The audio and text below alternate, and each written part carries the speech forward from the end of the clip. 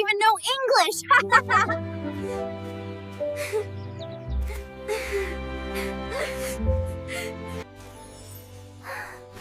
Don't worry, even if you don't know English, you can learn from English Talk Together channel. Hello, and welcome back to our channel. We are so excited to have you here for day one of our new Spoken English series. Hi, everyone. We are really happy you're joining us.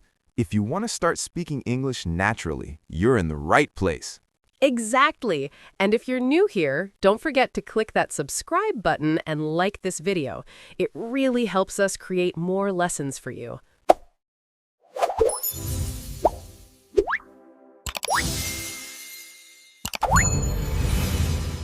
It really does. I'm Jack, by the way. And I'm Amma. We're going to help you practice real, everyday English through conversation. So, Jack, are you ready to dive into today's topic? I am. But wait, what is the topic for day one? Today, we are learning how to talk about tomorrow. We're going to focus on simple plans and things you will do as soon as you wake up. Oh, I like that. Not next month, not 10 years from now, just tomorrow. It keeps things simple. Exactly. It's the best way to start. But before we get to tomorrow, how are you feeling today, Jack? I'm feeling great, actually. The sun is out, I've got my tea, life is good. How about you, Emma? I'm very happy today, too. I had a very relaxing weekend, so I have a lot of energy for our lesson. Oh, nice. What did you do? Anything exciting? On Sunday, I visited my parents. We had a massive dinner together. My mom made her famous lasagna. Wow. Oh, I love your mom's cooking. I'm actually a bit jealous now. My weekend was a bit more boring. Oh no, what happened? Well, on Saturday, I spent the whole day cleaning my apartment, scrubbing the floors, doing laundry. It took forever. Well, at least your home is clean now. That's a win, right? I guess so. But Sunday was better. I watched a football game with my brother. We ordered pizza and just relaxed. That sounds much better than cleaning. It was. But now, the weekend is over and we have to think about the week ahead. Talking about plans is something we do every single day, isn't it? It really is. Whether you're at work or with friends, you're always saying what you're going to do. So let's start our tomorrow practice. Okay, I'm ready. Let's do it. I'll start with a question for you. Jack, what is the very first thing you are going to do tomorrow morning? Well, the very first thing, I'm going to open my eyes. Okay, smart guy. Very funny. I meant after that. Okay. After I wake up, I'm going to turn off my alarm clock. It usually rings at 7:30 a.m. 7:30? That's not too bad. Do you get up right away? Honestly, no. I'll probably stay in bed for 5 more minutes and check my phone. I know it's a bad habit, but I like to see the news. I'm the same way. It's hard to just jump out of bed. For me, tomorrow is a busy day, so my alarm is set for 7 a.m. Ouch. 7 a.m. is early. What's your first move? I am going to go straight to the bathroom. I like to wash my face with very cold water. It's like a shock to the system. It really helps me wake up. Oh, I couldn't do that. I need a different kind of shock. I need coffee. My first thought is always, where is the coffee? I knew you'd say that. After I wash my face, I'm going to the kitchen to make a cup of black coffee. Simple and strong. See, we aren't so different. But wait, what about the weather tomorrow? Do you know if it will be nice? I checked the app earlier. It says it will be sunny but quite chilly in the morning. Chilly, huh? Okay. If it's cold, I'm going to wear my thick green sweater. It's my favorite one for autumn. Good choice. I think I'll wear my boots. Now, what about breakfast? What will you eat tomorrow? I think I'll make eggs and toast. Maybe some orange juice, too. I need a big breakfast because I'm going to the gym. Oh, look at you. So productive. What time are you going? I'll probably head out around 9 a.m. I'm going to stay there for about an hour. What's the plan at the gym? Running? Weights? First, I'll run on the treadmill for 20 minutes, just to get my heart moving. Then I'll do some light exercises with weights. Nothing too crazy. That sounds like a solid morning. After the gym, will you come straight home? Yes, I'll come home, take a quick shower, and then I'll start work. I'm working from home tomorrow, so I don't have to worry about the bus. That's lucky. I have to go into the office. I'm going to take the bus at 8:15 a.m. Is the bus usually on time? Usually. I'll walk to the bus stop at 8 so I don't miss it. I have a meeting at 10 a.m., so I need to be there early to prepare my papers. Are you nervous about the meeting? A little bit. It's a big project, but I'll check my notes on the bus, so I should be fine. You'll do great, Amma. You're always prepared. Thanks, Jack. I hope so. Now, what about you? Once you sit at your desk at 10 a.m., what is the first thing you'll do? I am going to open my computer and check my emails. I usually have about 20 messages waiting for me from the night before. Wow, 20? Will you answer all of them immediately? Not all of them. I'll answer the important ones first, and that will probably take me all morning. That makes sense. It's good to prioritize. Exactly. So, that's our morning sorted. It feels like tomorrow's going to be a very productive day for both of us. It really does, and we've already used going to and will so many times. It's very natural once you start practicing. It really is. It's just about describing the steps, one by one. We've covered the whole morning routine now, Jack, from the alarm clock to starting work. Yeah, it's a lot of great practice. I think our viewers are starting to see the pattern. I agree. I'm ready. It's interesting how we use going to for those things we've already decided, like my gym trip, but we use will for those little extra details or things we aren't 100% sure about yet. Exactly. That's a great observation, Jack. Now, let's move into the next part of our day, the afternoon. This is usually when things get busy at work or school. Right. So it's 12 p.m. I finished my emails. What are you doing at noon tomorrow? Well, at 12, I'll probably be finishing up my notes from that big morning meeting, but at 1 p.m., I am going to have lunch with my friend Anna. Oh, nice. Are you going somewhere special? We're going to meet at that little cafe near my office. I think I'm going to order their tomato soup and a grilled cheese sandwich. Their soup is so creamy. Stop. You're making me hungry already. What will you and Anna talk about? Oh, we'll probably talk about work for a few minutes, but then we'll talk about her travel plans. She is going to visit her sister next weekend. That sounds lovely. It's always good to have a break in the middle of the day. For me, lunch is much simpler tomorrow. I'll be at home, so I'll just make a quick salad. A salad? That's very healthy of you, Jack. Well, after that big breakfast of eggs and toast, I won't be too hungry. After lunch, I have a very important task. At 2:30 p.m., I'm going to have a video call with my whole team. Oh, a video call. Will you have to speak a lot? Yes, I'm going to share my screen and show everyone the new numbers for our project. I'm a little nervous that my internet might be slow, but I hope it will be okay. If the internet is slow, just stay calm. You can always call them on your phone. That's a good plan B. True. If the internet fails, I will use my phone. Good use of the if structure there, Amma. I try. After your call finishes, what's next? The call will probably finish around 3:30 p.m.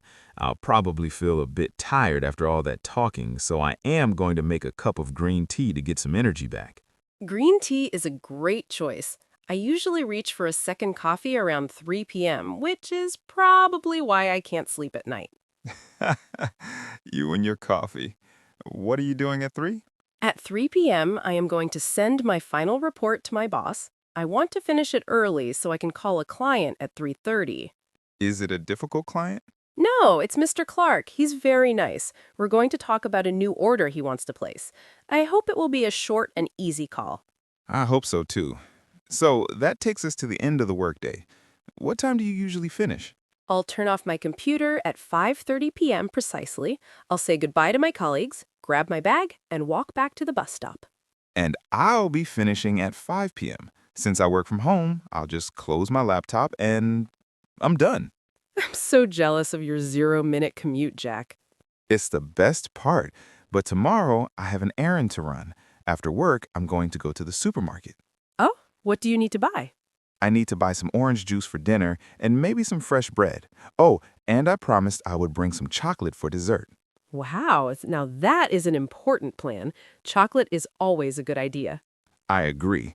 After the supermarket, I'll drive over to your apartment. I think I'll arrive at about 6:45 p.m. Is that okay? That's perfect. I'll get home around 6:15, so I'll have just enough time to start cooking. What's on the menu? Please tell me it's pasta. You guessed it. I'm going to cook pasta with a simple tomato and garlic sauce. It's quick, easy, and delicious. That sounds amazing. I can already smell the garlic. It'll be ready right when you knock on the door. I can't wait.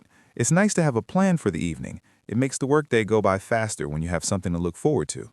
It really does. Having a social plan is just as important as a work plan. We've made it all the way to dinner time. We are moving through tomorrow very quickly. We really are. I'm enjoying this. It's like we're telling a story about our future selves. That's a great way to put it. It really is. It's like a movie script of our own lives. So, after we eat that delicious pasta, what happens next? Well, after dinner, we'll probably be full and happy. I'll definitely need some help with the dishes, though. Don't worry, I haven't forgotten. I promised I would help you wash the dishes tomorrow, and I will keep my promise. I'm holding you to that. After the kitchen is clean, we might watch a short video or just chat for a bit. But you usually leave around 8:30, right? Yeah, that's the plan. I'm going to head home at 8:30 p.m. because I have to make a very important phone call. Oh, is everything okay? Yes, it's my friend Tom's birthday. I'm going to call him to say happy birthday. He lives in a different time zone, so 9 p.m. my time is perfect for him. That's so thoughtful of you. He'll be happy to hear from you. After the call, will you go straight to sleep? Probably not. I'll probably watch some funny videos on my phone for a few minutes, just to relax. Then I am going to read the news online. Reading the news right before bed? That might keep you awake. You're probably right. Maybe I might read a book instead if the news is too stressful. What about you? What's your before-bed routine tomorrow? First, I am going to tidy up the living room a little bit. I can't sleep if there are things out of place. You are so organized, Amma. I try. Then I'll brush my teeth and get into my pajamas. I'm going to read my current book for about 20 minutes. It's a mystery novel, and I'm almost at the end. Oh, I love mysteries. Don't tell me the ending. I won't. After that, I'll turn off the light and go to sleep. I want to be well rested because Wednesday will be another busy day. That makes sense. So from 7 a.m. to 11 p.m., we have a full plan for tomorrow. We do. And you know what's great? We used so many different ways to talk about the future. We did. We used going to for our solid plans, like your dinner and my gym trip, and we used will for things we decided in the moment, or things that are certain. And don't forget might, like when you said you might read a book instead of the news. Right. Might is for when we aren't 100% sure. It's like a maybe plan. It's a very useful word because, let's be honest, plans change. They definitely do. Speaking of changes, we should talk about the words that help us explain the order of our day. Oh, you mean sequence words, like first, then, and after that. Exactly. Without those words, our tomorrow story would just be a list of random sentences. True. For example, I said, first, I am going to wash my face. Then I will make coffee. After that, I'll get ready for work. It makes the story flow like a river. It's much easier for the listener to follow. I agree. And we also used if for our backup plans. Like my internet problem. If the internet is slow, I will use my phone. It's like preparing for a challenge before it happens. It's very practical English. Now, Jack, I have a little challenge for you. Oh no, a challenge? Okay, I'm ready. What is it? Can you summarize your entire tomorrow afternoon in just 3 sentences using our new words? Okay, let me think. First, I'm going to have a video call at 2:30 p.m. Then, I will probably drink some green tea. Finally, I'm going to go to the supermarket after work. How is that? Claps. Perfect. Clear, simple, and you use the sequence words perfectly. Thanks. It actually feels easier when you use those connector words. It really does. It gives your brain a little map to follow. We've finished the full day. I think it's time to help our viewers understand the why behind the words we used. Good idea. Let's look at the grammar microscope. I love that name. The grammar microscope. Let's zoom in. One thing I noticed is that we used will and going to almost like they were different tools in a toolbox. That's a perfect way to put it. We use going to when the decision is already made. It's like a plan in your diary. For example, I am going to meet Anna. That's a fixed appointment. Right. And will is more for those quick, on-the-spot decisions. Like when you said, if the internet fails, I will use my phone. You haven't planned for the internet to fail, but you're deciding the solution right now. Exactly. And we also use will for simple facts about the future. Tomorrow will be Tuesday. We can't change that. I wish I could change it to Saturday, but you're right. Now, what about probably? We use that a lot, too. Probably is a great word for when you're about 70% or 80% sure, like, I will probably be tired. You aren't a psychic. You don't know for sure, but it's very likely. And might is the little brother of probably. It's only about 30% or 40% sure. I might watch a movie. It's just an idea floating in my head. It's so important for learners to know they don't have to be 100% sure about everything they say. Using might or probably makes you sound much more like a native speaker. It really does. It adds that human touch to the conversation. Speaking of touch, we used a lot of time phrases to anchor our story. Yes, remember the rule, everyone. We say in the morning, in the afternoon, and in the evening, but we say at night. Oh, that's a tricky one. In the morning, but at night. I always see people get that mixed up. It's a common mistake, but if you practice it like a song, you'll remember it. And for exact clock times, we always use at 7, at 3:30. At for the clock. Got it. So, Amma, we've given them the tools, the sequence words, and the grammar. What should our viewers do now? Now it's your turn.